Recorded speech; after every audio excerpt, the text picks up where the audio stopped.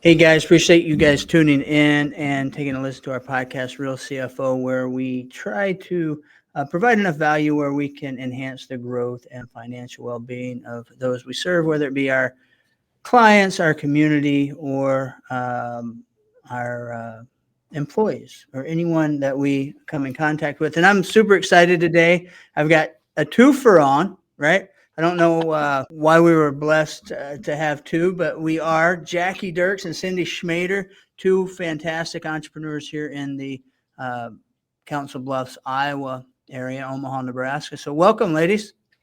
Thank you, Chad. Yeah, if you would, Jacquie, why don't you start, and then Cindy, we'll go on to you. Tell everybody just a little bit about yourself, what you do, where you're from. Okay. Well, I'm a Minnesota native, but I've actually lived in Council Bluffs since 1982. Um, had a couple of different careers, but my latest career and my last career I started 11 years ago. I'm an independent agent with Globe Life Family Heritage Division.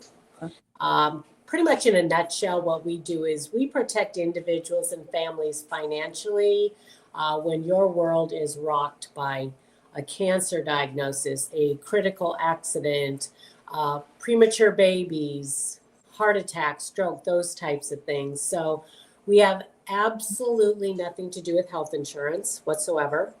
We don't pay doctors, we don't pay hospitals. We actually pay money directly to the policyholder, because when there are major medical events, people find out after the fact that, wow, the out-of-pocket expenses are unbelievable. So we actually that's I've seen a lot of stories, and I want a full disclosure to everybody. It is a small world because I sit on a board with Jackie's husband, and then I'm in a mastermind group out of Texas with one of the leaders within the agency she is with. So it's definitely a small world. So I know the value there, and we'll dig a little bit deeper because I want you to share some stories, some success stories. That because I know you guys got a lot of them. And then Cindy, tell us a little bit about you. I am born and raised Council Bluffs, native, grew up on a farm just east of Council Bluffs, went to school at Lewis Central, graduated from there. I won't tell you what year, we'll give away my age. But we live in Council Bluffs, we work in Council Bluffs, we play in Council Bluffs, we love it. My husband and I actually own Service Master Restore by Schmader there on the Council Bluffs side, on the Iowa side. And then on the Nebraska side, we own Service Master Restore of South Central Omaha. And so basically what we do, we are a disaster restoration service. We also do carpet cleaning, upholstery cleaning, tile cleaning. We do hoarders. We're just in the last year or so, we've gotten into some bed bug cleanup. There's been quite a bit of that going around. So we're doing some of that kind of stuff. And I just enjoy going out every day and helping our clients and helping them get to a better place in their life. Yeah, I bet you've got some crazy stories too. I don't know. I don't know if now is the time and place to go into some of them, but we'll have a drink later and we can talk about some of them. But anyway, so tell me, Cindy, what got you into kind of that entrepreneurial world? Were you entrepreneurial before you got into Service Master? I know we've talked, when you've been owner of Service Master, but before that, what was that push or that bug that got you into it? Before Service Master, I worked for an insurance company. And so I saw that side of it. I saw people come in devastated from water or fire or even an accident, and kind of got to know that side of the business. And kind of long story short, my husband, his company was local. They were sold to a big company out of California. And he thought, usually they bring in their own people, right? And he was the branch manager at the time in Omaha. And he thought he was going to lose his job. So I thought I was so brilliant and like, let's go buy a business. And so we've always wanted to do that. We went to a friend of my parents that owned she's a realtor, and said, she had an ice cream shop, they had a bar. And finally, I just had to say, you know what? I don't want anything to do with food. Like, I Mhm. don't. Growing up, we worked in a food. I worked at Mortensen's for many, many years, but I'm like, I didn't want anything to do with food. And so she sent us to a broker, and my husband's on the construction side of the world, and I was on the insurance side. And it just so happened we just kind of just mirrored perfectly. Yeah. And he had a Service Master Restore business that was for sale. And so we went through the process, buying and all that good stuff. And here we are today, 23 years later. Wow. Been that long. How about you, Jacquie? What got you into this latest endeavor? Well, I grew up on a dairy farm, so I'm Oh. not afraid of hard work. And you work when you're not feeling well, you work when you have a headache, that kind of thing. So And let me stop you there because I have a dairy farm story too. My cool. business partner's wife grew up on a dairy farm, Oh, and nice. I don't think I've met anybody that will outwork her. It's a strength, but it's also a weakness. She's nonstop. Yeah. Oh, Anyway, go ahead. I'm sorry. Yeah, but so that was just the environment. I mean, we worked together as a family. We helped each other out. We just got the work done. It had to be done. We got it done. Then after college, I moved down here. I actually worked in public health for 13 years, and then decided when my kids were born, I wanted to be a stay-at-home mom, but still do something. So I actually sold jewelry for 20 years, and then I saw this policy through Family Heritage Globe Life, and it's like, wow, I love this. I'm going to get a policy. I think everyone should have one. And then I go, I think I want to do something different. And so 11 years ago, I took my insurance test and never looked back. It was the best decision I think I've ever made, Wow. career-wise. And yeah, it's been good. No, that's fantastic.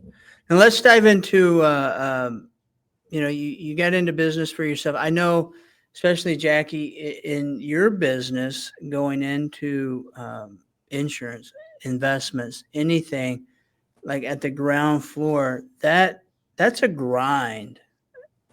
I mean, just to start fresh. I mean, I think 5, maybe 10%. I don't know what the number is now, but less than 5% that make it after 3 or 5 years. Is that correct? Wow, I really don't know those numbers. I can believe that though. People I think it might be easy. It's a simple concept, but it can be challenging when you actually have to get out there day after day. But so worth it just to see the impact that it's had on, families in the community. Yeah, no, I know it. That's one thing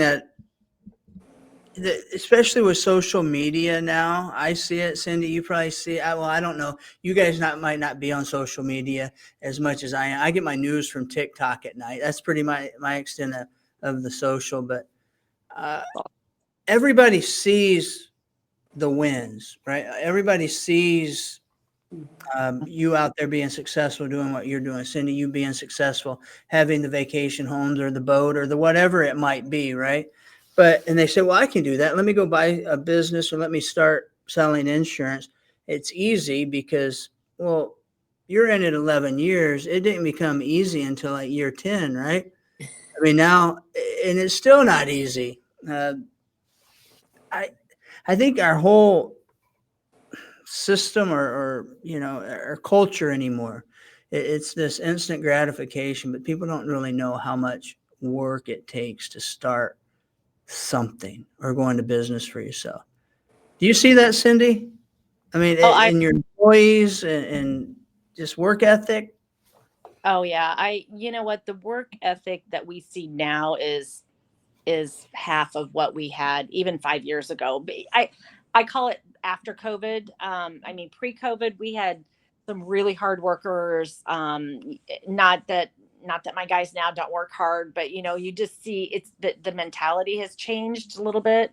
In fact, I even have well, it was a couple of years ago, I had a guy that walked in and interviewed with me, and he's like, "This sounds easy. I can do it." And I said, "Okay, great." And after maybe 48 hours. I think he was like his second day on the job. He came in and he's like, I can't do this. And and you have to kind of God bless him. He had the Yeah. come forward and say, I can't do this. But in the same token, and we kind of laughed a little bit, and I said, well, what made you think that you could do it? He said, you made it look so easy. And I had to kind of take a step back and think, gosh, if I make it look that easy, maybe am I doing something wrong? Maybe I need, but it comes easy for me. I guess. I mean, the hard Because you've work. only been doing it for 23 years. I I mean, have, right? but you know what? I'm kind of like Jackie. I grew up not up on a dairy farm, but I grew up on a farm. We had chickens and pigs and cows and, sheep and all of that stuff. And you got up in the morning and you went out and you fed them. We had a large garden. You went out every morning and you weeded the garden with grandpa. And, it was expected. I shouldn't even say expected. You just did it because you had to. Right. And our family didn't have a lot of money, and our garden was our winter food, and my mom and my grandma canned, and it was just, and I don't know, I go, like, we just had a place here a couple weeks ago, well, actually last week, it was a bed bug house, and one of my guys was just like, he's like, oh, I saw your, and I don't put a mask on when I'm working with them, and I don't do my hair up like I probably should, because I want them to see me as a person, right? Working with them, I want them to feel comfortable. And I leaned over to kind of look under this table, and he's like, your hair was this close to the floor. And he goes, and I kept thinking, oh my God. I said, oh, I didn't even think about that. I mean, it just doesn't Right. I'm them. It doesn't. So you got bed bugs, right? Yeah. But I, it's, so it's kind of different, but. No, it is. And a lot of it, work ethic, and it's a lot of people complain about it, especially employers. You can't find anybody that works hard. And those are the same guys that are my age. And I said, you know what? You're right, but it's our damn fault. Yes, right? it is. It is our fault. We've given everything to our kids, and we've created that to a certain extent, right? Now, I like to think my kids have a great work ethic and everything. They're just putting it into different pursuits than maybe I was. I was raised, you work 6 to 6 or 6 to 7. I mean, you get up and you go. Life came second. And so I think I think the positive that came out of COVID, I think family unit, family time, more balance, so-called balance, started existing, and people are living maybe more towards purpose instead of, what their time clock shows. That's just my thoughts. Jackie, do you have any thoughts on that, or do you see it kind of with the recruits and things that you bring in? Yeah, I am. Actually, I'm talking to a few different recruits. One is 18 years old, one's 20, and they are so grounded. They want to make a difference. They want impact. That's probably their number one thing that they want. Yeah. And they want a good income too, but they really want to make a difference in their communities. And to me, that's so exciting. And I told both of them, I said, oh my goodness, you give me so much hope for the next generation of people, because there are people like that, but I don't think everybody's wired that way. There are definitely people that are driven and disciplined. I don't think that's something you can really teach. And then there are some people that just say, hey, I want to do the bare minimum. I want to clock in at 8, clock out at 5, and be done. So those are just kind of some things that you can't really teach, but we certainly look for the driven people. And I think, I would agree. I think you just don't, there's needs for everybody, right? Right. I Exactly. don't, entrepreneurship or business ownership or that.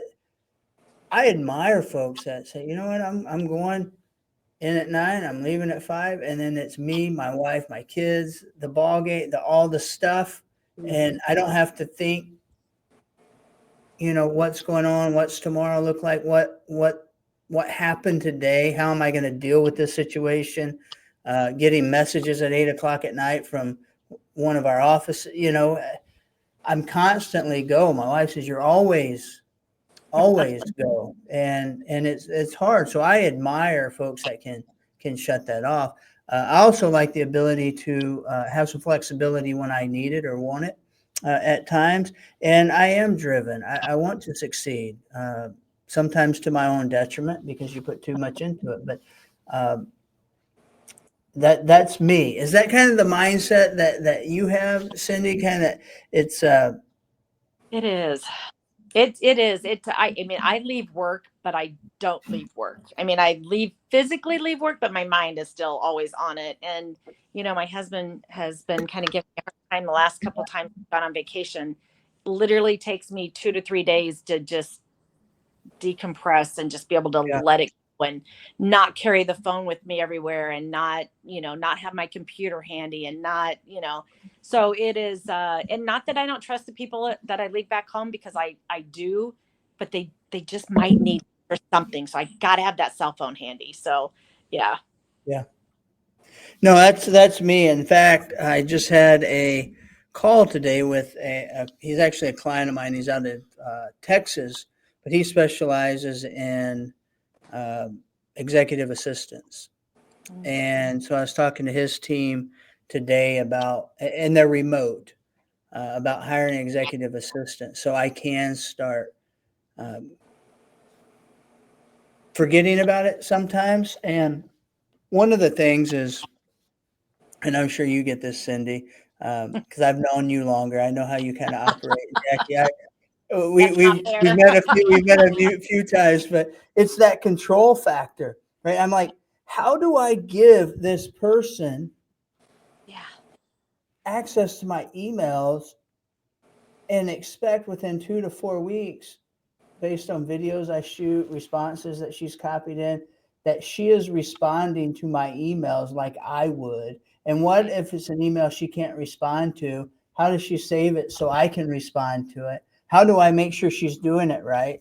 And they all said, you and my team here said, you just got to kind of let go, Yeah. right? Yeah. And deal with the fires as they come instead of creating them before they show up. I've been told Right. that more than once. We have a new general manager, have since June of last year, and we went on vacation. I want to say it was in September maybe. And when I left, I said, "Okay, now I'll do my emails while I'm gone." And he's like, "Why don't you just leave your laptop here?" I can't. Like, I trust him, but I had to. Although I will tell you, I did not open my laptop. First time in 23 years, I did not open my laptop. So Yeah, I feel like I'm getting a little bit better maybe, but that's good. That's good. How about you, Jacquie? I mean, you get a team, or do you feel? How do you handle control or delegation, or maybe you're different than Cindy and I. Hopefully, you are. Yeah. You just do what you need to be done and you prioritize. When we recruit people, they're independent agents. I don't have any employees. Okay. I probably need to get some kind of assistant that would take some of the busy work off that I don't need to do, but Right. yet I love to do. I love to do every aspect of this business. All right. So that's just me. That's my Yeah. problem. And Yeah. maybe it's the control thing, or like you said, Chad, will they do it right? Will they respond the way I want them to respond? And yeah. Yeah. Yeah. And I've always been told that if somebody can do it 80% as good as you, they should be. And if they're not, then it's your fault. That's your problem. You deserve where you're at. So I'm starting to take that to heart, maybe, and letting it go. I'm getting better. Some of the successes, Jacquie. I know Mark, who I've known for a while. He's always sharing stories, especially on social media or even in person, that would kind of highlight the value of the products that you offer. Because you've seen some firsthand accounts, I'm sure. Oh my gosh, yes. Many times a week I do. Actually, I'm just looking, I'm supposed to send these in because we get written testimonies from our clients. not many insurance companies get thank you letters, but we do. And they give us permission to share this, but this is a very recent one. She actually works for a company in Omaha, and Lydia, who 2 days before her 37th birthday was diagnosed with breast cancer. And she said, when I first got diagnosed, I reached out to Jacquie and she walked me through the incredible easy steps to turn in my claim. This has allowed me to stay focused on what I need to and not to have any financial worries. Submitting these claims were very easy. I even get letters from the company asking me if I have potential claims that I have missed. Who does that? This is such an easy process, and I just feel so blessed to have this. And for her, in her cancer journey, we paid her over $16,000. Oh, wow. And she was able to use that for whatever bills she needed to pay. It's directly deposited into her bank account. So that's the stress that most cancer or people that have medical issues, their first thing is, oh my gosh, how am I going to pay my bills? Yeah. But she had a backup plan that paid her money. So she didn't have those same worries that most people have. So that's what motivates me. And I'll tell you, a lot of the folks that listen or follow our content and stuff are business owners. And, we, at least within my organization, I also know someone else on your team or in the network that I forget her name. I see her at the gym occasionally. But every year or up until the last couple of years, she would come in and meet with our employees. And it's something that we would offer our employees or have them sign up for, that give them the ability to sign up for. It's a huge benefit that you could provide to your employees. So it's something to look at, because these catastrophic kind of things where any burden you can take off of them is huge. So, if that's something that you're interested in, reach out to me and I'll put you in touch with Jacquie for sure. Cindy, I don't know how deep you can go on some of your stories. I don't know. I've heard some in the past, but the really intriguing ones are the hoarding ones. But Yeah. you do a valuable service to people. It's not the cleanest stuff, but kind of a story that kind of highlights why you're in business, why you do what you do. You know what? When we first started, that was one of the things that we said. We wanted a business where we could help people. And, I don't, maybe it's from, we were always helping somebody, right? My insurance days, I don't know. But so one of our very first jobs we did was a fire loss, which, kind of seemed like a fire, right? But it was not. The gal's brother had passed away a few months prior to the fire, and he was in an urn on top of the fireplace, which is what caught on fire. And of course, when we got there, she said, "Oh, my brother," and I'm like, "What?" And I'm thinking her brother was in this fire, and that is the one thing that I just cannot do. I cannot go in if there's a body there. I don't know why. I just can't do it. We clean them up, but I can't go in. It's just weird. Anyway, it's just me. But we went in, we found his urn, and it was just black as night. And she's like, "Well, I guess it is what it is." And I'm like, no, let me take it. Oh my gosh. I took it back to my shop and I personally cleaned it. And it was the most beautiful urn I've ever seen. It was silver with gold inlay. And we gave it back to her and she just sat and cried and held it. And oh, wow. That's kind of our why, right? We had another one that the gal was a hoarder, got her house all cleaned up for her, and it was a mess. But she actually went on to get, the Red Cross came in and helped her with some. I think she got maybe some hearing aids from them, maybe new eyeglasses. I can't remember. It's been a while. But actually, by the time we got done with her fire and moved her back in, or I'm sorry, not fire, her hoarding job, moved her back in, she was ready to go.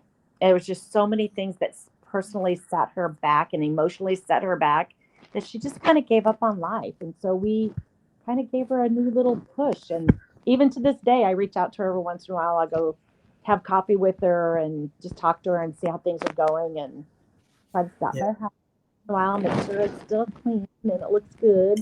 She's doing amazing. That's awesome. And we'll wrap things up here in a little bit, but it's a testament to the number of years you've been in business, right?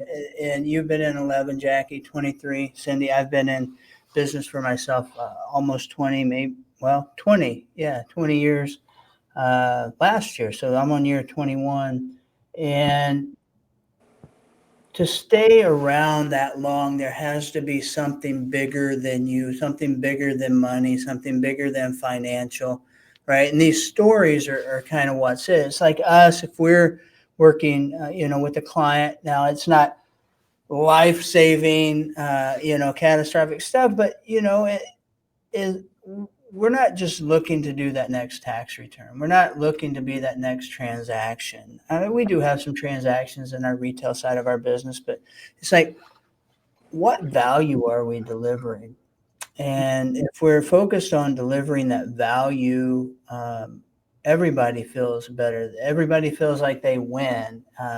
If we just close a transaction, it's just monetary. And at some point, that's not worth, anything, right? So it is a testament to you guys being in business, especially you, Jacquie, and your line of work. That's a tough business. 11 years, that's amazing. And then Cindy, I've known you a while, and being in that business and your heart and your care for what you do, I know that's why you've been around so long and you're successful at it. And I'd like to think that's one of the reasons we are as well. So, guys, I think I've loved having you on. One final thought, if you could leave our listeners with just kind of one thought about your product or service that they might find valuable or need, or people they serve might find valuable or need. And then one thing that you can talk to that young entrepreneur, that young investment advisor, that young insurance agent going out there or franchise buyer buying a business. What's one thing that you could leave them with that you think is a must know in their toolkit as they get going? Oh, Cindy, you go first. I knew you were going to do that, Jacquie. I would say if you're getting into our line of work, restoration, that is, for the money, I would tell you I think that's the wrong reason to get into it. If you're in it for the heart and to help people, which is what we went into it for, the money will come. It might take longer for some than it does for others, but we're at conference this week, and I hear guys talking about the millions and millions of dollars that they have made, and not to discredit any of them, that's great, but I often wonder, and sometimes I just want to ask, are you in it for the money, or are you in it for the people? So I mean, I'm very much in it for the people. So but I also, before I forget and sign off, I actually want to give shout out to Jacquie. I have Jacquie's. She comes into my office quite often and meets with my people. She's amazing. She had some cancer, skin cancer, but it was Jacquie. Bless her heart. She rode me. I don't know how long, Jacquie. Maybe 6 months, maybe a year. But I think a year. It probably was a year, knowing me, because my personal life always seems to come the last, right? But Jacquie stayed with me. We got it all filled out. She turned it in for me, and I just cannot say enough good things about you. You are very highly recommended in our world. So I so appreciate that. Yeah, you're up, Jacquie. Ooh, okay. So what would I tell people? Our product has a return to premium. That means if you don't use it, you don't lose it. You will never be younger than you are today or in better health than you are today. So get covered before something happens and you no longer qualify. Yeah. That's all I can say. As far as a new person getting in, oh my gosh, believe in yourself. Come in and burn your bridges. Don't be dabbling in this and this and this. Go all in, give it your 110%. And then after 6 months or 12 months, reassess. Is it something you love to do and passionate, and keep on going and never look back? Awesome. Good stuff. Well, I appreciate you two being on. I think we covered a lot of good topics today. I mean, most importantly to me is, the purpose in what you're doing, and making sure that if you're going to be a business owner or go into anything, it's like, what is the reason I'm doing it? And if it's for the right reasons, it will work out fine, and delivering that value. So great nuggets of information that you guys have shared. I appreciate you coming on today. And until next time, we'll see you later.